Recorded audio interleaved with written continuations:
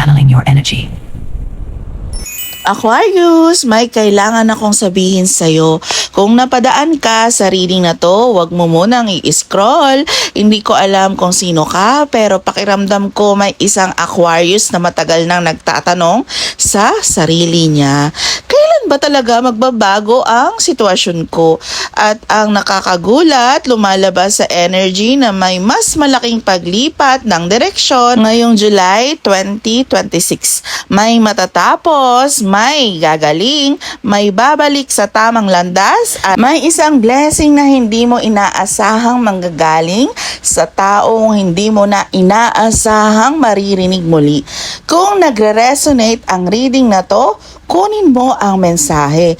Kung hindi naman, hayaan nating makarating ito sa tunay na para rito. Ako nga pala si Astro Luna Quest. Tawagin natin ang ating guardian angels, spirit guides at ang pinakamataas na liwanag upang gabayan tayo sa reading na to.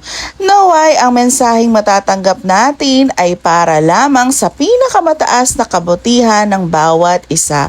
At isang paalala, hindi ako kailanman nagme-message ng una. Kung gusto ninyo ng personal reading, kayo po ang unang magme-message sa akin. Maging mapanuri sa mga poster accounts. Ngayon, simulan na natin. Aquarius, napakabigat ng emotion mo na dala nitong mga nakaraang buwan. Pero kakaiba, hindi ka na katulad ng dating ikaw. Mas marunong ka nang umiwas sa drama.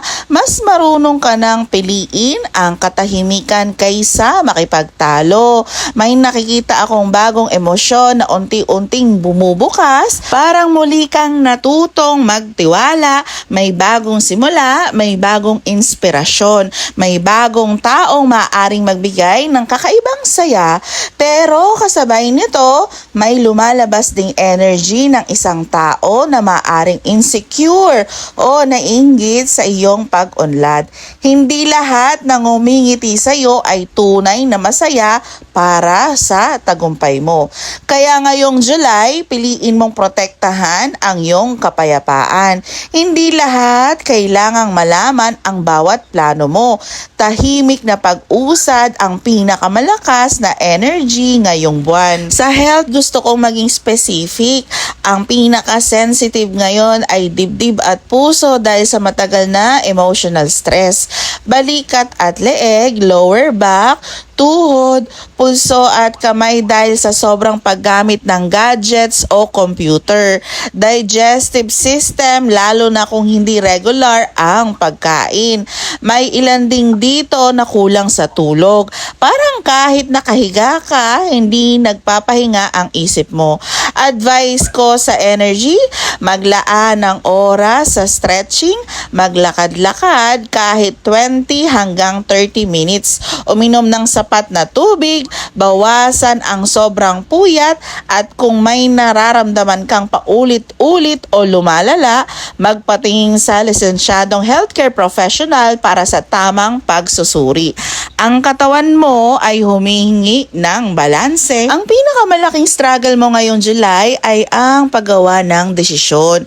May dalawang direksyon, pinagpipilian, dalawang opportunity, dalawang tao o dalawang paraan ng pamumuhay. Matagal ka nang nag-iisip pero ipinapakita ng energy, hindi mo na kailangang pilitin ang sarili mong manatili sa sitwasyong alam mong hindi na para sa'yo. Isa pa, unti-unti ka nang gumagaling sa sugat na matagal mong dinala. Maaring betrayal, heartbreak, pagkakaibigan o relasyon sa pamilya. Hindi ibig sabihin na nakakalimutan mo na, pero hindi na to ang may control sa buhay mo. Sa pagtatapos ng July, mas magaan na ang pakiramdam mo. Mas malinaw na rin ang direksyon mo. Para sa mga may asawa, nakikita ko rito dito ang pag-uusap tungkol sa bahay, budget at responsibility. May mga bagay na kailangang ayusin bilang mag-partner. Pero ang maganda, pareho kayong gustong magkaroon ng mas tahimik at mas matatag na tahanan. Communication ang susi. Para sa may relasyon, may taong mabagal kumilos. Hindi ibig sabihin na wala siyang nararamdaman. Mas gusto lang niyang siguraduhin ang bawat hakbang. Kung may tampuhan, malaki ang possibility ng pag-aayos basta pareho kayong handang makinig. Para sa mga single, may bagong taong lumalapit. Hindi ito mukhang player, mukhang seryoso, praktikal at may malinaw na plano sa buhay. Huwag mong ikumpara sa mga taong nanakit sa'yo noon. Hindi lahat ng bagong tao ay pareho ng intensyon. Kung may trabaho ka, unti-unti kang napapansin, may possibility ng salary increase, promotion, bagong assignment o bagong skill na magiging dahilan para mas lumaki ang kita mo. Pero may warning ang energy, huwag mawala ng consistency. May tendency na mapagod at mawala ng motivation. Kapag ipinagpatuloy mo ang ginagawa mo, may magandang resulta bago matapos ang taon. Para sa mga walang trabaho, kung naghahanap ka ng trabaho, July ang buwan ng applications, training, certification at interviews. Mas maganda ang energy sa ikalawang kalahati ng buwan. May offer na darating, huwag mawala ng pag-asa. Para sa mga nagbabalak mag-abroad, malakas ang energy para sa Canada, Australia, United Arab Emirates, Singapore, New Zealand, Germany. May ilan ding makakatanggap ng balita tungkol sa visa o employment documents. Kung may delay, hindi ito mukhang denial.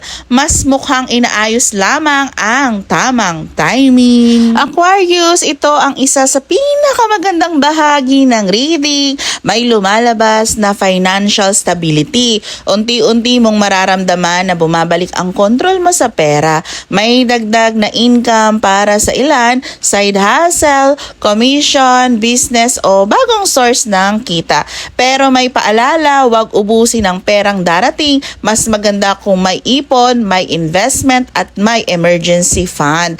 Ang disiplin sa pera ngayong July ang magiging pundasyon ng mas malaking kasaganahan sa mga susunod na buwan. At ang wisdom cards mo ay a leg up. Ang unang wisdom message ay nagsasabing hindi mo kailangang dalhin ng lahat ng mag-isa. May mga taong tunay na handang tumutulong or tumulong sa'yo.